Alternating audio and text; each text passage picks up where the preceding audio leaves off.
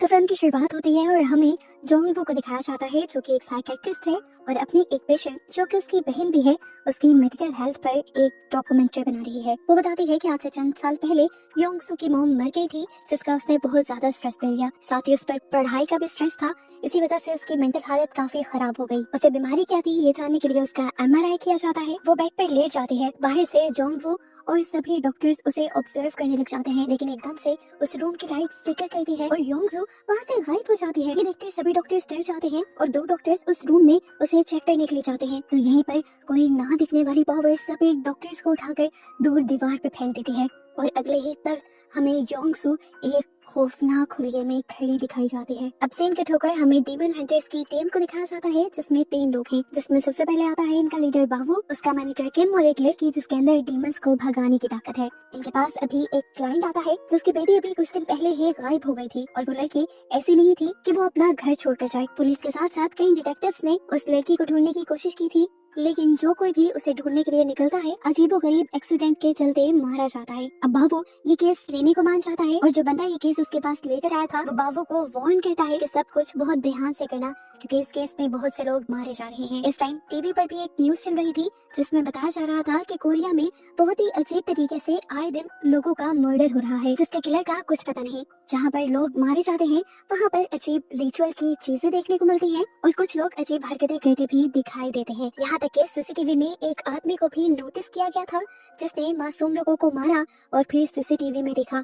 इस टाइम उसकी आंखें किसी डीमन की तरह काली थी और पुलिस की पूरी टीम भी अपनी इन्वेस्टिगेशन के बावजूद उसका पता नहीं चला पाई थी। पुलिस भी अब इन चीजों से परेशान होकर यहाँ पर फादर को बुला लेते हैं और बताते हैं कि उन्होंने ऐसा क्राइम आज से पहले कभी नहीं देखा कि जिसका सुराग ही ना मिले। फादर बताते हैं कि तुम्हारा शक बिल्कुल ठीक है, जो भी लोग ये मर्डर कर रहे हैं वो एक डिमोनिक कल्ट का हिस्सा है। जिस कल्ट के लोग अपनी ताकतें बढ़ाने के लिए डेमन को बुलाते हैं, उसे मासूम इंसानों की कुर्बानियां देते हैं जिसके बदले वो उससे ताकत या दौलत लेते हैं।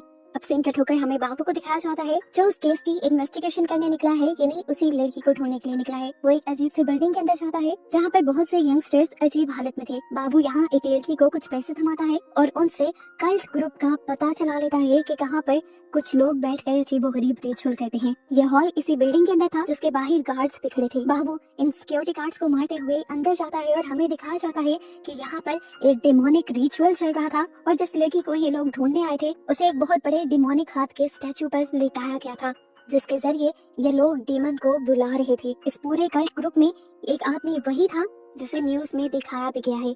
यहाँ बाबू इन कल्ट के मेंबर से लड़ने लग जाता है जबकि शेरन बाबू की ग्रुप की वो लड़की जो डीमंस को भगाने की ताकत रखती है वो इस लड़की के ऊपर अपना एग्जोर्सिज्म शुरू कर देती है, यानी डीमन को निकालने का प्रोसेस शुरू कर देती है। शेरन जब उस लड़की के सिर पर हाथ रखते हुए कुछ पढ़ती है तो एकदम से उसकी भी आंखें सफेद पड़ जाती है। अब वो डीमन जो उस लड़की के अंदर था उसको भी तकलीफ होना शुरू हो गई थी।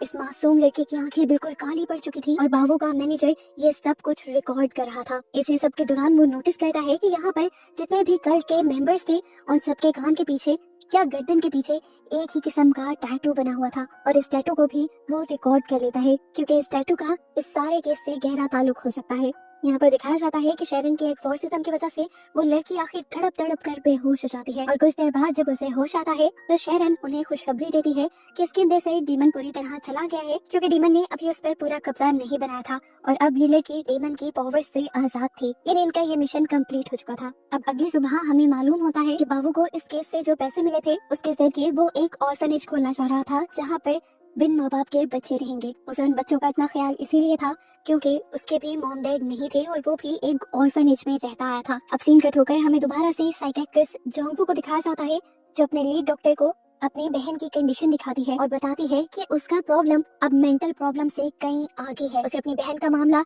एग्जॉर्सिज्म वाला लग रहा है, लेकिन इस हॉस्पिटल में एग्जॉर्सिज्म करना अलाउ नहीं था, इसीलिए डॉक्टर फादर उसे बाबू के बारे में बताते हैं जिसकी टीम डीमन हंटर के तौर पे काम करती है और उसकी मदद कर सकती है। यहाँ दिखाया जाता है कि बाबू के पास इस टाइम उसका मैनेजर और शेरन थे जो उन कल्ट मेंबर्स के जिस्म पर बने टैटूज के बारे में बात कर रहे थे। बाबू को मैनेजर को ये भी खबर मिली थी कि आए दिन ऐसे टैटूज वाले लोगों की तादाद बढ़ने लगी है और शेरन बताती है कि ये टैटूज वाले लोग पूरी तरह इंसान नहीं है।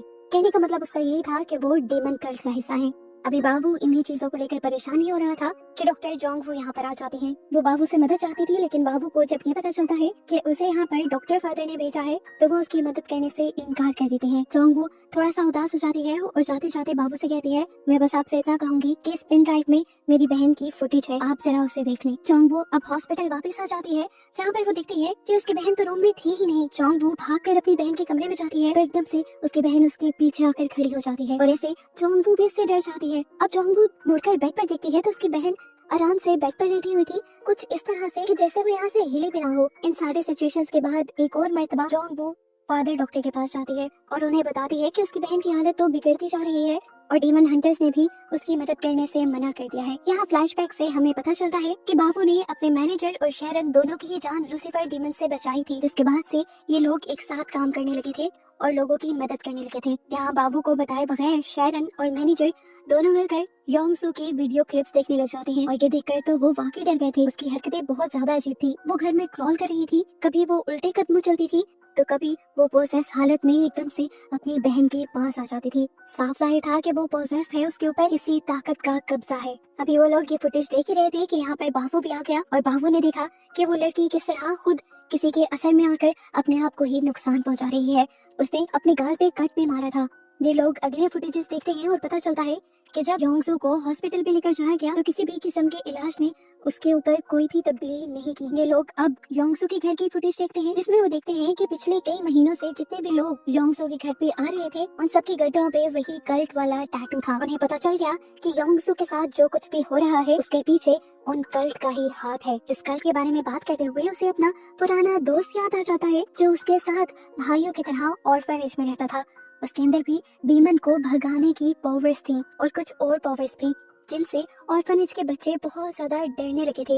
इसी वजह से उस लड़की को ऑर्फनेज से निकाल दिया गया था। ऑर्फनेज से निकलने के बाद जब जिंदगी की मुश्किलें उस पर आई तो उसके अंदर की अच्छाई खत्म होने लगी, जिंदगी आसान करने के लिए उसने अपनी पावर्स का गलत इस्तेमाल किया और उनसे डीमन को बुला लिया, जिसको सोल देने के बदले उस लड़के ने बहुत सारी दौलत और पैसे मांगे और डीमन मान भी गया। उसने ऑर्फनेज के सभी बच्चों और नंद को डीमन के हाथों मरवा दिया। उस टाइम बाबू भी वहाँ था, जो किसी करिश्मे की तरह जिंदा तो रह गया लेकिन वो उनमें से किसी और को ना बचा सका। बाबू आज तक अपने ऑर्फनेज के फादर से भी इसीलिए नाराज था और खुद भी सालों से इस गिल्ट में था कि वो ऑर्फनेज के बच्चों को ना बचा सका और अब वो उस डीमन लूसीफर से बदला लेना चाहता है। उसे लगा कि वो कल्ट भी इसी डीमन को पूछ सकता है, तो इसीलिए वो अब योंगसू का केस पे लेने को तैयार हो जाता है। खैर अब बाबू और उसकी टीम जाती है जोंगवो के पास और उसे एक क्लिप दिखाती है उसी की सीसीटीवी फुटेज का, जिसमें साफ दिख रहा था कि योंगसू के पीछे कोई और डीमन है जिसने पूरी तरह उसके अंदर अपनी जड़ें जमा ली है। यहाँ वो लोग जोंगवो को ये भी दिखाते हैं कि वो पिछले कई महीनों से ना जानते हुए भी डीमन के कल्ट के लोगों से जुड़ी हुई है। यहाँ तक के हॉस्पिटल के अंदर भी योंगसू के पास कई मर्तबा वो कल्ट के लोग आए थे। शैनन बताती है कि कल्ट के ये लोग जिन्हें कल्ट अपना गार्ड मानते हैं वो उनके रिचुअल के दरमियान में आने वाले लोगों को मार डालते हैं। और शेरन इन्हें एक और खौफनाक हकीकत ये बताती है कि कल्ट के ये मेंबर इंसान नहीं होते, इन्हें इंसान और डीमन का एक मिक्स कहा जाना ज्यादा ठीक है। इनका काम होता है अपने कल्ट के लिए शिकार ढूंढना, उन मासूम सोल्स को ढूंढना जिन्हें ये डीमन को दे सके और फिर अपनी ताकत वाली एक डिमोनिक, एक शैतानी दुनिया बना सके।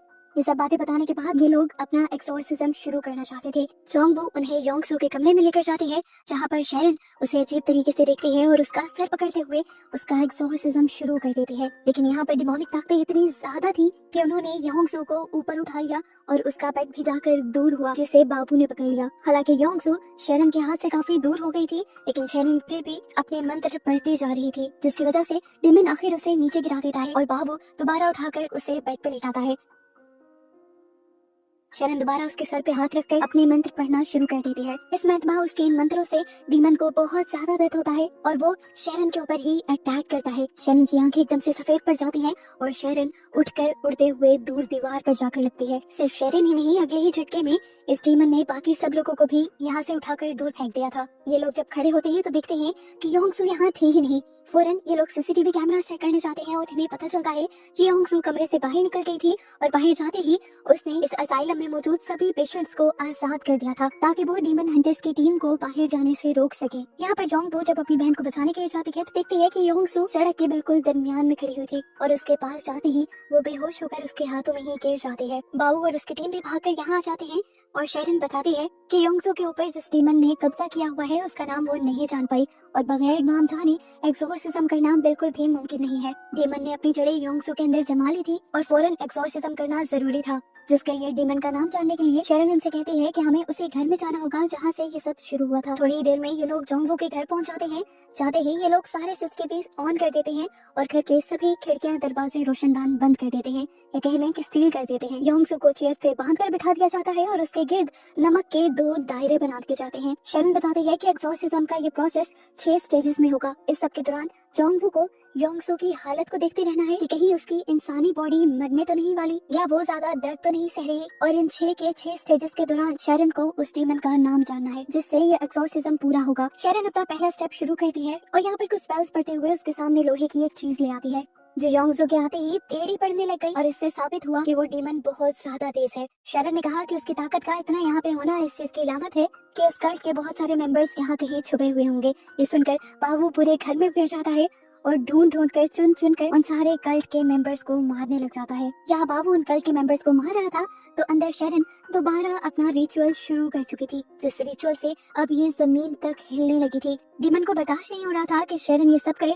उसका ध्यान भटकाने के लिए वो अपनी ताकत से शेरन का हाथ भी चला देता है। शैतान शेरन को मारने के लिए उसके करीब भी आना चाहता था, लेकिन यहाँ पर जो नमक का घेरा बनाया गया था उससे वो बाहर नहीं निकल पा रहा था। वो डीमन यानी योंगसू एकदम से खड़ी हो जाती है तो शेरन उसे मंत्र पढ़ते हुए वापस बिठाती है। अब यही डीमन शेरन का ध्यान योंगसू से भटकाने के लिए उसी की बहन को पोजेशन में ले आता है। उसकी खराब हालत को देखते हुए शेरन पहले उसकी तबीयत को संभालने लग जाती है और तब उसे अपनी पावर्स से पता चलता है कि ये घर पहले से ही कर्स्ड है। इस घर में सिर्फ ये डीमन नहीं जो इस टाइम योंगसू के अंदर है, पहले भी बहुत सारी चीजें ऐसी हैं जो इस घर में नेगेटिव एनर्जीज को रखे हुए थी। शेरन को एक दीवार का पता चलता है जिसके ऊपर अजीबोगरीब चीजें लिखी हुई थी। इससे पहले कि वो पढ़ लेती, बाबू उसे ये सब पढ़ने से मना कर देता है क्योंकि ऐसा करने पे वो भी डीमन के कब्जे में आ सकती थी। ये सब लोग अब योंगसू के पास खड़े थे और शैतान यहाँ पर बाबू को अपनी सच्चाई बता देता है। वो अपना नाम बता देता है कि मैं वही लूसीफर डीमन हूँ जिसने तुम्हारे ऑर्फनेज के सारे बच्चों को मारा था। मैं जानता हूँ तुम मुझसे नफरत करते हो, लेकिन मैं तुम्हें यहाँ पर एक ऑफर देना चाहता हूँ।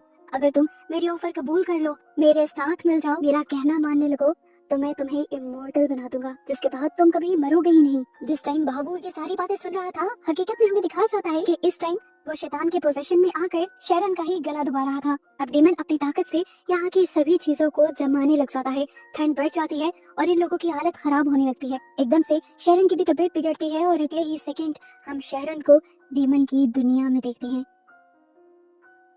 वो शेरन को अपनी दुनिया में उससे बात करने के लिए लेके आया था। वो शेरन को बताता है कि योंगसू उसकी दुनिया में बहुत ही आराम से है, इसीलिए वो उसे यहाँ ले आया था। कुछ देर में शेरन इस दुनिया से बाहर निकल आती है और असली दुनिया में योंगसू से दोबारा डीमन का नाम पूछती है, क्योंकि पहले जो डीमन ने अपना नाम बाबू को बताया था वो सिर्फ उसे धोखा देने के लिए, ट्रिक करने के लिए बताया था, वो उसका असल नाम नहीं था। इसके बाद डीमन एक और खेल खेलता है।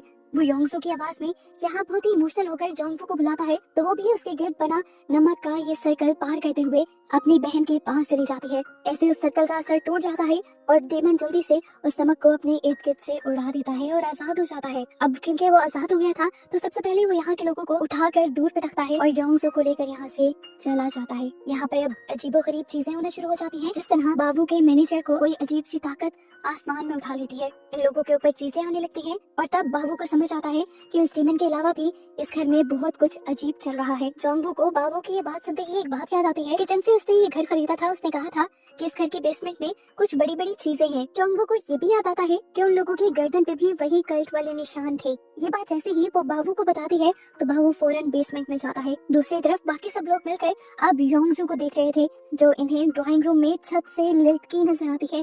उसकी आंखें भयानक काली हो रही थी और पूरा चेहरा लाल पड़ चुका था। वो भयानक दिख रही थी और इन लोगों के कहने से नीचे भी नहीं आ रही थी। फाइनली अब हमें दिखाया जाता है कि बाबू जिस बेसमेंट में गया था वहाँ पे कल्ट के बहुत सारे मेंबर्स थे जो रिचुअल कर रहे थे। इसीलिए तो इस घर के अंदर शैतान की यानी डीमन की पावर्स इतनी ज्यादा थी, क्योंकि यहाँ पर उसे पूजा जा रहा था, उसके लिए रिचुअल्स किए जा रहे थे। बायू अब बिना टाइम वेस्ट किए यहाँ पर एक के बाद एक इन कल्ट के लोगों से लड़ना शुरू कर देता है और आखिर वो इंसान भी उठ खड़ा होता है जो इन सब को लीड कर रहा था, यानी ये सारा रिचुअल परफॉर्म कर रहा था। वो बाबू का मुंह पकड़कर कुछ पढ़ता है जिसकी वजह से बाबू भी पोजेस होने लगता है। उसके ऊपर भी डीमन की पावर कब्जा करने लग जाती है, लेकिन बाबू गॉड को याद करता है और अपने आप को होश में लाकर उसी पर हमला करके आखिर उन सभी को खत्म कर देता है। इधर दूसरी तरफ दोबारा शेरिन डीमन की दुनिया में जाती है उसका नाम पता करने के लिए और आखिर उसे बातों में लगाकर वो डीमन के मुंह से ही डीमन का नाम पता कर भी लेती है, जिसके फौरन बाद शेरिन असल दुनिया में आती है और दोबारा छत से लगी योंगसू की तरफ हाथ करते हुए एग्जॉर्सिज्म उसका शुरू कर देती है। अब वो भी इस मर्तबा जब डीमन का नाम लेते हुए एग्जॉर्सिज्म कर रही थी तो डीमन गुस्से में आ जाता है और उसकी तकलीफ भी कहीं ज्यादा बढ़ जाती है, जिसकी वजह से वो यहाँ की खिड़कियां भी तोड़ देता है और योंगसू जोर से चिल्ला देती है। उसकी आवाज इतनी तेज थी कि यहाँ दीवार पर लगी सारी चीजें नीचे उतर कर गिर जाती हैं और डीमन की दुनिया का एक पोर्टल भी यहाँ पर खुल जाता है जिसके अंदर वो योंगसू को खींचने लगा था। शेरी ने योंगसू का इस टाइम सर पकड़ रखा था और बाबू ने उस पर रस्सी बांध रखी थी उसे बचाने के लिए। शेरिन अभी भी अपने मंत्र पढ़ रही थी तो शैतान अब उनको भी तकलीफ पहुंचा रहा था। शेरिन और बाबू दोनों की आंखें काली पड़ चुकी थी। शैतान एक बार फिर उनसे कहता है कि जान बचानी है अपनी तो मेरा कहना मानो, मुझे अपना लो। पर शेरिन ठीक उसी वक्त उसका जादू तोड़कर उसी की दुनिया के पोर्टल से योंगसू को अचानक से निकाल लेती है। बाबू बिना वक्त जाया किए उस पोर्टल पर एक पंच मारते हुए उसे बंद कर देता है, जिसके बाद ये दोनों भी नॉर्मल हो जाते हैं और यहाँ कुछ पल को सुकून आ जाता है। फाइनली योंगसू की भी जान उस शैतान से छूट चुकी थी। पता चलता है कि वही डीमन यानी शैतान था जिसने बाबू के ऑर्फनेज के बच्चों को भी मारा था और पहले अपना नाम लूसीफर बताकर सबको गुमराह किया था। योंगसू के ठीक होते ही बाबू का भी बदला इस तरह पूरा हो चुका था, जिसके बाद अब फाइनली अगले सीन में हम देखते हैं कि कुछ वक्त गुजर चुका है, बाबू अपना ऑर्फनेज खोल चुका है, जिसकी ओपनिंग के बाद वो एक ऐसी मीटिंग में जाता है जहां उसी कल के मेंबर अभी भी दोबारा शैतान को बुलाने की तैयारियां कर रहे थे, जिनके काफी सारे ग्रुप को पहले बाबू और उसकी टीम मार चुके थे। इन सब का लीडर था आर्क बिशप, जिसे इन्हें दिखाया नहीं जाता पर मूवी यहाँ खत्म हो जाती है।